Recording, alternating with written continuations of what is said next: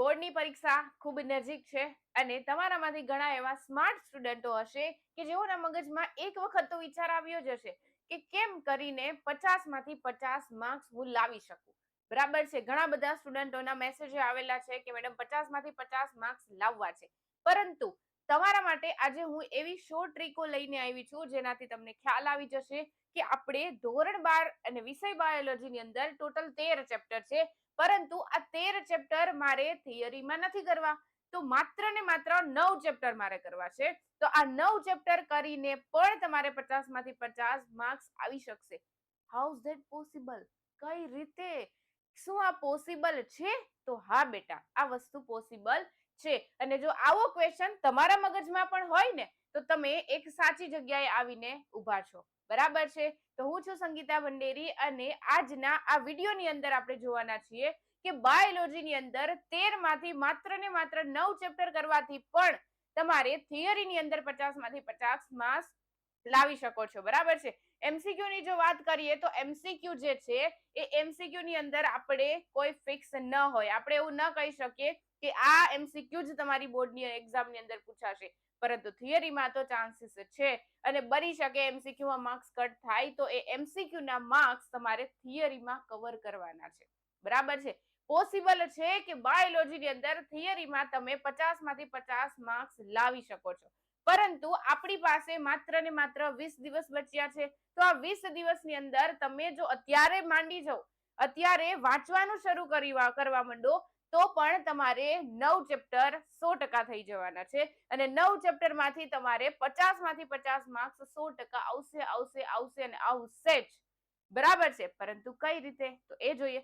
જો આપણે બ્લુપ્રિન્ટ જોવા જઈએ ને, 12th ની જે ફાઇનલ એક્ઝામની બ્લુપ્રિન્ટ છે આપણી ચેનલની અંદર ઓલરેડી મુકાઈ ગઈ છે. અને જો બ્લુપ્રિન્ટ પ્રમાણે જોવા જઈએ ને તો બ્લુપ્રિન્ટની અંદર ગણતરી પ્રમાણે કંઈક આવું આપેલું છે. આવું કંઈક આપેલું છે. બરાબર છે? આપણા ટોટલ ચેપ્ટર કેટલા છે તો કે 13 ચેપ્ટર છે. પાર્ટ બી ની વાત કરીએ, 13 ચેપ્ટરના કુલ માર્ક્સ અહીંયા લખેલા છે. બરાબર? હવે જો હું પાર્ટ બી ની વાત કરું તો પાર્ટ બી ની અંદર કંઈક તમને આવા બધા બ્લુપ્રિન્ટમાં માર્ક્સ આપેલા છે, પરંતુ કૌંસની બહારનો જે આંકડો છે એ આંકડાની તમે કેલ્ક્યુલેશન કરો તો તમને ટોટલ 75 માર્ક્સ થાય છે.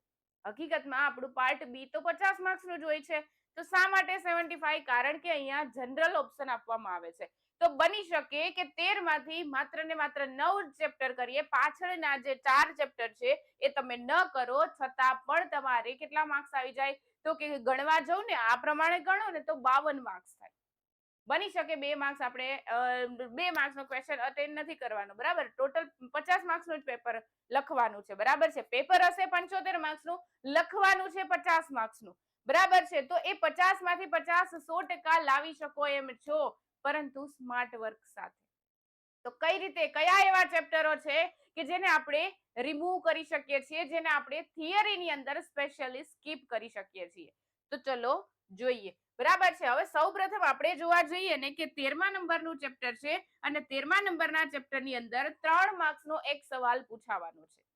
તો હવે ધારો કે તમારે એ ચેપ્ટર નથી કરવું, થિયરી વાળું ચેપ્ટર છે, થોડુંક બોરિંગ લાગશે, બહુ બધી વસ્તુ યાદ રાખવાની છે અને એ ચેપ્ટર તમને બિલકુલ નથી ગમતું, તો એની જગ્યાએ તમે શું કરી શકો છો? તો આ જે 3 માર્ક્સ છે, એક મિનિટ, આ જે 3 માર્ક્સ છે એ 3 માર્ક્સ તમે ક્યાં કવર કરી શકો છો? તો કે આ 3 માર્ક્સ છે એને આપણે કવર કરવાના છે અહીંયા. તમે જોઈ શકો છો અહીંયાથી તમે આ 3 માર્ક્સ કવર કરી શકો છો. ક્લિયર? એના પછી ચેપ્ટર નંબર 10 છે અને 10મું ચેપ્ટરમાં પણ 3 માર્ક્સનો એક સવાલ પૂછાવાનો છે. તો આ 3 માર્ક્સનો સવાલ આ ચેપ્ટરમાંથી મારે નથી કરવો. 10મું ચેપ્ટર મને નથી ફાવતું, બાયોટેકનોલોજી, તેના પ્રયોજનો મારે નથી યાદ રાખવા. તો શું કરવું? તો સેમ પ્રોસેસ, આ જે 3 માર્ક્સ છે એ 3 માર્ક્સ તમારે કયા ચેપ્ટરમાંથી તો કે ચેપ્ટર નંબર 2 માંથી કવર કરવાના, કારણ કે આપણે જે હાઈ વેટેજ વાળા ચેપ્ટરો છે એ તો કરવાના જ છીએ. બરાબર છે? ચેપ્ટર નંબર 2 છે, 9 માર્ક્સનું ચેપ્ટર છે. એના પછી ચેપ્ટર નંબર 4 છે, 9 માર્ક્સનું ચેપ્ટર છે. તો એ બધા ચેપ્ટર તો ઓલરેડી આપણે કરવા પડશે. બરાબર છે? તો આ ચેપ્ટર મારે નથી કરવા, 2 ચેપ્ટર, છતાં પણ મારે 3 માર્ક્સના ક્વેશ્ચનો અટેન્ડ કરવા છે. તો અટેન્ડ થઈ શકે એમ છે. એના પછી આપણે જોઈએ કે આપણી પાસે છે ચેપ્ટર નંબર 12 કે જેમાંથી 2 માર્ક્સનો એક સવાલ પૂછાવાનો છે. અને આ 12મા નંબરનું ચેપ્ટર નિવસન તંત્ર મારે નથી કરવું, મને નથી સમજાતું, મને થિયરી યાદ નથી રહેતી, તો એની જગ્યાએ હું 7મા નંબરનું ચેપ્ટર તો કરવાની જ છું. તો 7મા નંબરના ચેપ્ટરમાંથી 2 માર્ક્સનો ક્વેશ્ચન મારે અટેન્ડ થઈ જશે. બરાબર છે. એના પછી ચેપ્ટર નંબર 11 કે જેમાં પણ 2 માર્ક્સનો સવાલ પૂછાવાનો છે અને એક જ સવાલ પૂછાવાનો છે, તો હું શું કામે આ ચેપ્ટર આખું કરું? તો એની જગ્યાએ હું ચેપ્ટર નંબર 5 તો કરવાની જ છું. તો ચેપ્ટર નંબર 5 જો હું આખું કરી લઉં તો એમાંથી પણ મારે 2 માર્ક્સનો સવાલ અટેન્ડ થઈ શકે એમ છે. બરાબર છે. તો તમે જોઈ શકો છો કે છેલ્લા 10મું, 11મું, 12મું અને 13મું આ 4 ચેપ્ટર ન કરો અને એની જગ્યાએ તમે ઉપરના 9 ચેપ્ટર એટલી સારી રીતે કરો, એટલા કડકડાટ કરો કે જેમાંથી તમને થિયરીની અંદર 50 માંથી 50 માર્ક્સ આવી શકે. જનરલી આપણે અહીંયા જોવા જઈએ ને, અહીંયા જોવા જઈએ ઉપરથી લઈને અહીંયા સુધીના, તો ટોટલ કરવા જશો ને તો વિડીયો પોઝ કરીને તમે ટોટલ કરજો, કેલ્ક્યુલેશન કરજો, 52 માર્ક્સ થાય છે. બરાબર છે. આપણે માર્ક્સ તો કેટલા લાવવાના છે? 50 માર્ક્સ જ લાવવાના છે. હું એવું નહીં કહું 45 પ્લસ લાવો બેટા. આપણો ટાર્ગેટ 50, 50 અને 50 જ રહેશે. 45 આપે નહીં, આપણે 50 જ લાવવાના.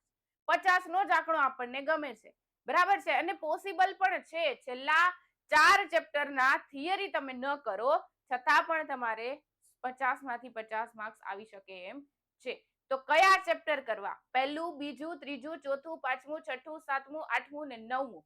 ટોટલ 9 ચેપ્ટર કરો તો તમારે 100% 50 માંથી 50 માર્ક્સ રોકડા છે. બરાબર છે. તો જલ્દીથી આ 9 ચેપ્ટર કરવા માંડો અને 9 ચેપ્ટર જોવા જઈએ ને તો આપણી પાસે 20 દિવસ છે. 9 દિવસમાં 9 ચેપ્ટર થઈ જાય. બરાબર છે. હવે આપણે વર્ષ દરમિયાન ક્યાંક એક્ઝામો આપેલી છે, એ એક્ઝામના પેપર ભેગા કરો. અહીંયા તમને અમે આઈએમપી આપેલા છે, એ આઈએમપી અટેન્ડ કરો, આઈએમપી જોવો, સાથે સાથે પીવાયક્યુ જોવો. બરાબર છે. છેલ્લા 5 વર્ષના પેપર જોવો. તો એ બધી જ વસ્તુ આપણી ચેનલમાંથી જ તમને મળી જવાની છે અને એટલી વસ્તુ કરશો ને એટલે તમારે ક્યાંય આઈએમપી ગોતવા નહીં જવું પડે, નહીં આ બધા ઉપરના જે 9 ચેપ્ટર છે એ આખા ચેપ્ટર પણ નહીં કરવા પડે. બની શકે કે 9 ચેપ્ટર માંથી પણ તમને અમુક થિયરી નથી આવડતી તો એ થિયરી સ્કીપ કરી દો. જો આઈએમપી નથી તો થિયરી સ્કીપ કરી શકો છો.